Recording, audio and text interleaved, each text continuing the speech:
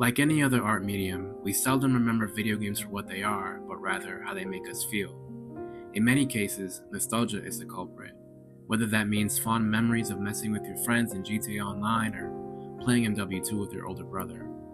Lately, there seems to be an emergence of nostalgia for Y2K aesthetics, not just in fashion and public spaces, but for video games with low-poly graphics and stylized artistic flair. Take a look at modern releases like Mind's Eye, a game heavily criticized for painful mediocrity, and not only in its gameplay mechanics and features, but in its overall style choice and uninspired visuals. From a technical standpoint, the game looks fine, but it fails to do anything interesting or remarkable with its engine. Let's pretend Unreal Engine 5 is the best set of paint and pencils that money can buy. You have the best tools to create the best painting possible, but you lack the creativity to come up with something memorable. You end up with a product that looks like it could have been made by AI. In this video, I'd like to talk about video game aesthetics. More specifically, why and how did we go from this to this? Are we blinded by nostalgia, or do these old video game aesthetics make us feel something that new ones can't? Before I continue, I should clarify what exactly I'm referring to when I use the term video game aesthetics.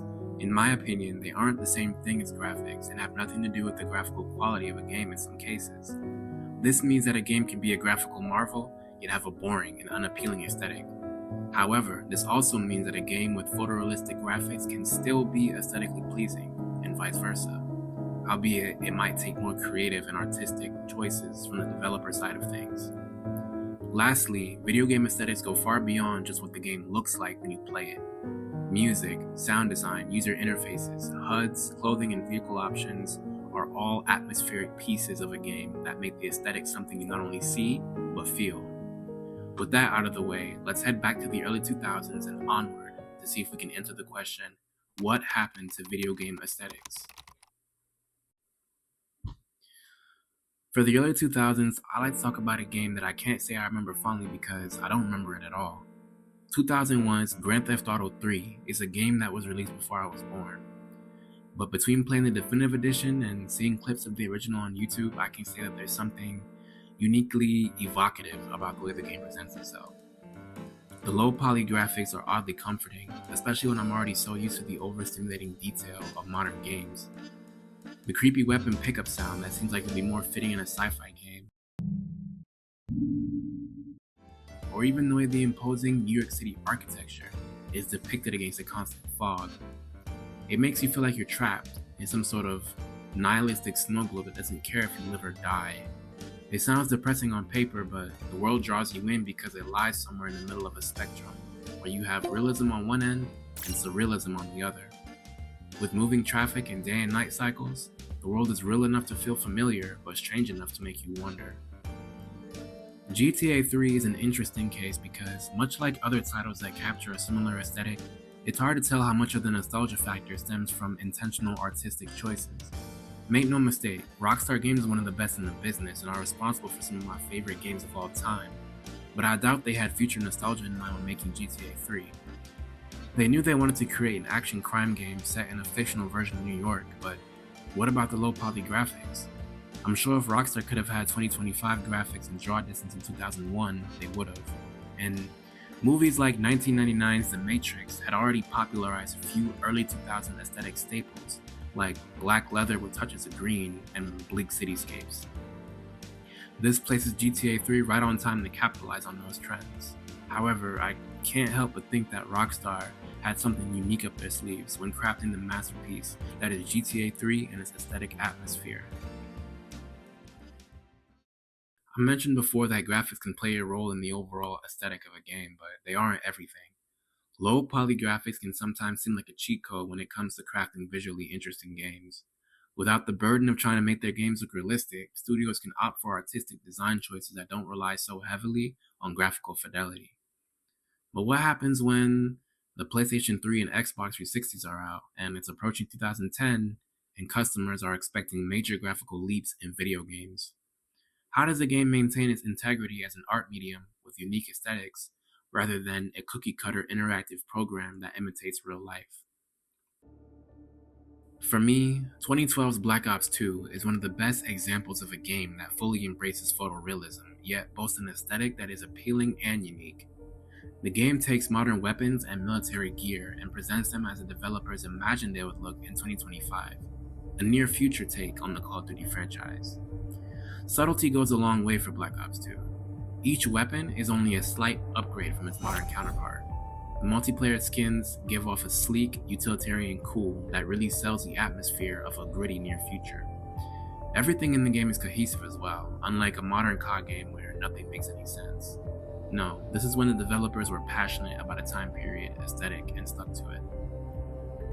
Even the numbers in the HUD have a slight slant to them, making you feel like you're playing the game with a futuristic digital HUD goggle set on or something like that, I don't know. Call of Duty Black Ops 2 is interesting because, much like the other COD games from the 2010 era, the game seems to have an entire subculture and aesthetic surrounding it.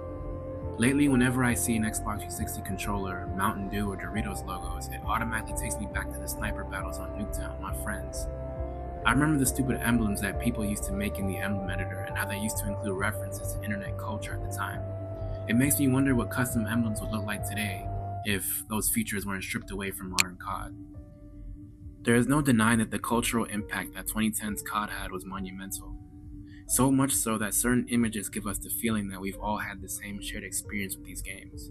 An experience that transcends the actual aesthetic of the game itself and makes us nostalgic for an entire time period. My worry is that games nowadays just aren't hitting like that. We get releases each year that have begun to feel more and more forgettable, in not only the way the games look, but how they feel to play. The lack of innovation, along with the egregious monetization models of modern games that shake up the industry are starting to feel more few and far between. So we've already established that with each year that passes, developers are designing their games with better, sleeker, high-resolution visuals in mind. However, when it comes to the conversation of what happens to video game aesthetics, I do believe that there's something deeper to be unpacked here. What you're seeing here on screen is Apple's 2013 iOS 7 update. This is the first time that Apple abandoned the Frutiger Arrow aesthetic in their operating systems in favor of a sleeker and futuristic look.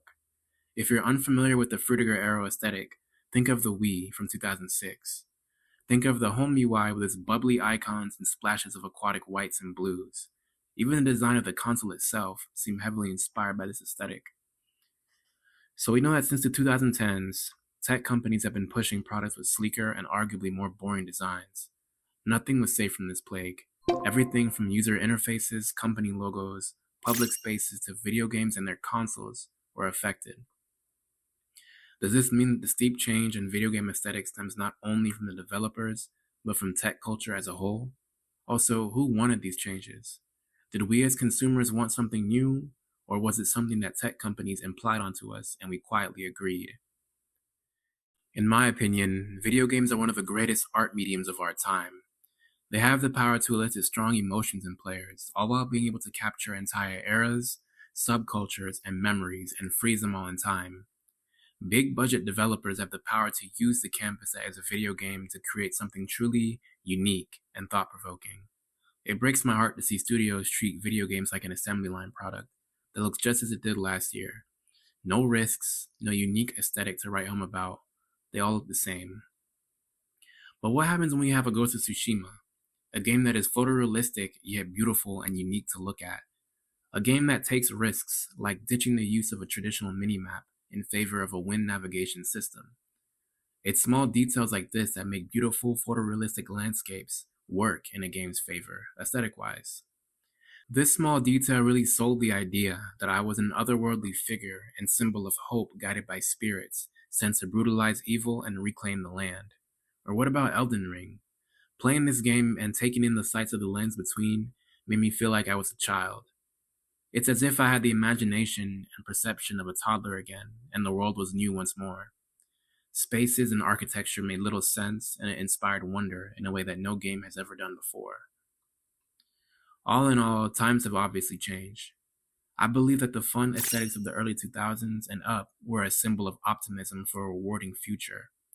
Even in darker media, where a bleak future was depicted, there was still a sense of surrealism that captured awe. Now that we've finally arrived at that future, it doesn't seem to be what anyone expected. More of us seem anxious about our places in the world, and productivity almost always trumps expressive visuals. With corporate minimalism, companies are quietly sending the message that minimal effort for maximum output is the way to go. Unfortunately, this attitude has seeped its way into our video games, with minimal effort releases that are indistinguishable from their predecessors, both visually and fundamentally. However, the success of games such as Elden Ring and Ghost of Tsushima prove that consumers are starting to want something different. Nowadays, we can look at the gameplay of something like Mind's Eye and tell right away that it's Unreal Engine 5 slop. In the end, we're all just searching for something that will make us feel.